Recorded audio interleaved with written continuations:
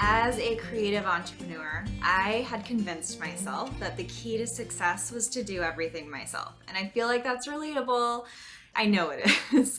I had convinced myself that my unique vision and my passion were the only thing that could truly drive my business forward, and that had to be from me. But I realized much later, and I think that you can ask most people that they probably experienced something similar, that they realize this much later, that that mindset is significantly holding us back. When I finally decided to let go of some of this control and hand off tasks to other freelancers or people on my team, but before I had a team, even then my workflow was so supercharged. I was able to focus on the things that I was truly passionate about and outsource the things that just didn't light me up. They weren't my zone of genius. Those were for the people that I was able to give tasks to. So I'll get into that in a minute. And at first, this was incredibly difficult. And I think that all creative entrepreneurs who have poured their heart and soul into their business can agree, no matter what stage. I now know that it's not only incredibly important, but also incredibly necessary to understand that delegating doesn't have to mean giving up control. It doesn't mean you're compromising on quality. It actually means that you are prioritizing and focusing on the things that really matter and that make the most impact in your business in the long run. And you're still able to ensure that all of these important aspects are being taken care of and that your business is flowing. So it's allowing more in. I'll acknowledge that this can be tricky. It's difficult to navigate because these tasks do indeed feel like they're necessary for you to personally manage. You likely have some recurring thoughts. I'm familiar with them. They always come up and they leave us, unfortunately, feeling very confident that we can't release them. But the truth is, you are doing yourself such a major disservice by holding on to them. So they look like this. I don't have enough work for someone to help me. I can't afford to hire help. I don't have a system for them to follow. I can't trust someone in my inbox to act on my behalf. It'll take too much work to train someone. So let's unpack this. I don't have enough work for someone to help me. Guess what?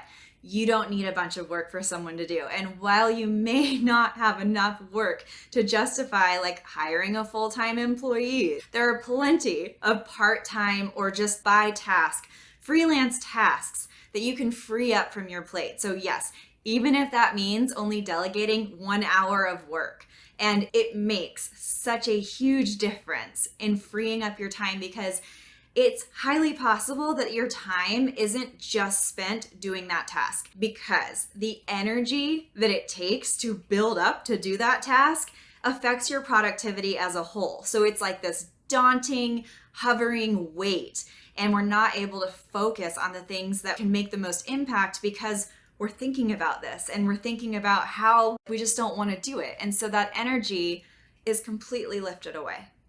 Okay, now this brings me to I can't afford it. So while hiring can seem like a big expense, it's really important to remember, first of all, that delegating tasks will actually save you money in the long run, because you're able to do the most impactful work. By delegating these tasks that are time consuming or that drain your energy, you'll be able to focus on the things that actually matter to your business, that will actually generate more income. It's guaranteed. So keeping those tasks on your plate, it's just making you stay stifled in your growth. The busier that you get, the less you're able to actually do the work that generates income. Too many entrepreneurs will act as employees of their own business, and that's where they get completely stuck. I'm reading a book right now called Buy Back Your Time, and Dan gives a formula so that you can look at actual real numbers, which I found really interesting. So if you take the amount per year that you make and divide it by 2,000, that's your hourly wage. You take that number, divide it by 4,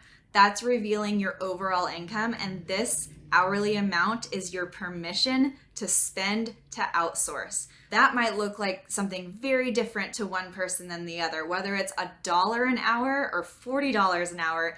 It adds up. So let's say you're editing photos. If editing images takes you 2 hours, then you can plan ahead So you don't need a quick turnaround. You have your images done, you outsource those image edits to a freelancer like on Upwork or Fiverr. It can be a one-off task. It doesn't have to be someone that's expecting recurrent work. And then you can give yourself those 2 hours back and continue with the most important work. Sometimes I feel like I have this blanket of time and 2 hours doesn't seem like a lot, but oh my goodness, it is amazing what you can accomplish in only 2 hours. And that's completely affordable.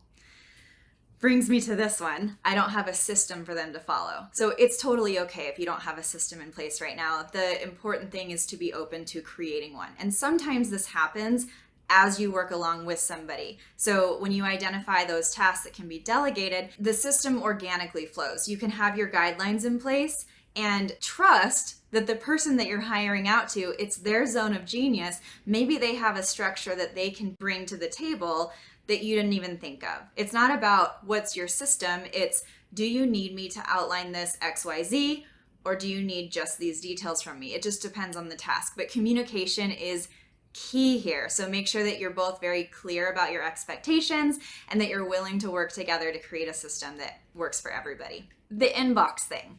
I have to mention this because email is such a trap and it's really difficult. That was one of the last things that I took off my plate when it came to like having full assistance in that admin stage of my job. And it's so common for entrepreneurs to fall into the trap of having their inbox plan their day. You can't do this. Emails are coming in constantly, so it can be really easy to feel like you need to constantly check and respond to them in order to stay on top of things.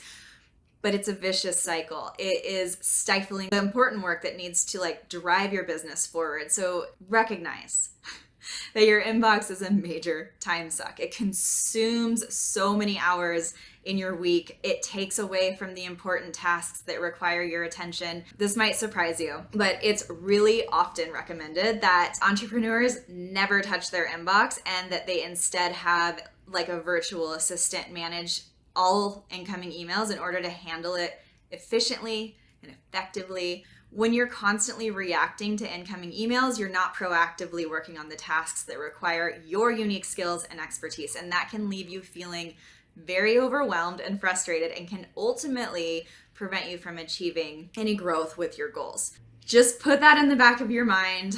Inbox stuff, when you can have that fielded and you will be able to focus on what truly matters. And if you're not able to do that yet, then you can always turn off your notifications and only check your email intentionally. When you check your email when you're in your inbox, it's when you choose to be. So that's your first step there. Now, when it comes down to it takes too much to train someone, I can completely relate to this feeling. It's true that delegating tasks can take a lot of upfront work. In terms of training and onboarding, it's super important to remember that this investment will pay off in the long run. So by taking time to train someone and onboard them properly, you'll be setting them up for success and ensuring that these tasks are completed to your satisfaction, to even better. It's really important to remember that delegating is an ongoing process. It's ongoing. So when you have that mindset going in, it won't feel so daunting. And the more that you work with the person that you're delegating to, the easier the process will become. I personally give a very generous grace period as people learn. I don't expect somebody to just know and read my mind either. So I really give them time, and if there's a missed space somewhere, I typically look back, I mirror it first. I put a mirror up and I think, what did I miss? Was there something I missed in this instruction that made it so that this wasn't executed the way I wanted it to be? And 9 times out of 10, it's me. So don't expect them to do everything perfectly in the beginning, and speed and accuracy, that will all come with time. So how do you decide what to delegate? I know this one is tough. I'm going to give you some action items. So you want to identify the tasks that take up a lot of your time but don't require your unique skills or vision. A lot of this is admin. So admin tasks like scheduling, invoicing, emails, social media, editing, summarizing, proofreading, idea generation. The goal is to identify tasks that are taking up a lot of your time but could be easily done by somebody else. By delegating those tasks, you're able to focus on the things that you truly are passionate about and make the biggest impact for your business growth. And this list is crucial to your process. Once you've got a good list of time-consuming tasks, you want to identify the tasks that you don't enjoy or that drain your energy. And those might look like tasks that I just mentioned, but they also might surprise you. Now, the way that I did this was I had an ongoing list for a month. Every time that I felt myself either wasting time or I felt myself feel like, oh, I do not want to be doing this right now, and it just put me in kind of a sour mood, like I would listen to my body, like the instinctual like tension or just slumpiness, like anything like that. If that came up, I was quick to write it down and then I would just let it go. Once it was just written out, that's all I did. I didn't think about what will this mean for me or where do I put this now or how do I route this? I didn't think about any of that. I thought only about just getting that thought on paper of what that task was. And that was a huge game changer because I gave myself a full month, and after that month, I was able to review all of those tasks. I was able to bundle some. I was able to prioritize what I really wanted to get off my plate. It was super helpful. And so that is a great way to make this happen as well, to where it doesn't feel like you have to come up with everything on the spot. So give yourself time to do this. And once you've identified the tasks that can be delegated, it's time to find the right people to delegate to. And I know that that was also really like, I'm not gonna find the right people to do it. So this might look like a virtual assistant. It also might look like a freelancer. Like I mentioned, you can discover them on websites like Upwork and Fiverr. I know that it feels daunting to be on the hunt for individuals who are reliable and skilled or have a similar work ethic and vision as you or understand your brand, things like that. And if I'm honest, that process can feel like that sometimes. But the one thing that I remind myself of over and over again is that communication is key when it comes to delegation. So just because you might find somebody who might have the skill set, maybe their overall aesthetic doesn't match yours, but that doesn't mean that it won't. It doesn't mean they won't understand it because they are professionals. This is what they do.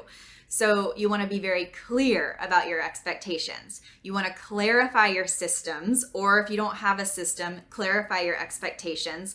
And then you want to clarify them again.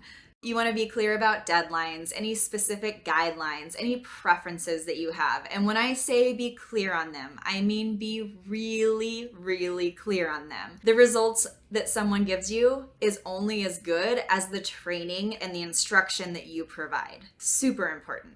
It's also important to understand, remember, that delegating is that ongoing process. You'll likely need to adjust your delegation strategy as your business grows, as your priorities change. And by learning to let go and delegate tasks to others, you can supercharge your workflow. You can focus on the things that actually matter to you and your business. So, in a nutshell, identify the tasks that can be delegated, find the right people to delegate the task to, communicate clearly, be open to adjusting your delegation strategy as needed. And with all of this, you can take your business to the next level. You can achieve greater success. And since I love to over deliver, I created some worksheets for you. They will help you with this clarity as you move forward. In your download, you will be able to identify the tasks that can be delegated. You'll be able to find the right people to delegate to. You'll even establish how you'll be communicating clearly and effectively. So with these steps, you're going to be well on your way to take your business to that next level, get unstuck, achieve the success that you deserve. And please listen to me when I say, don't wait another day to do this, even if it just means getting the worksheets out and getting this stuff out on paper. Start right now. I'm not kidding you. It's time, and I can't wait to watch you grow.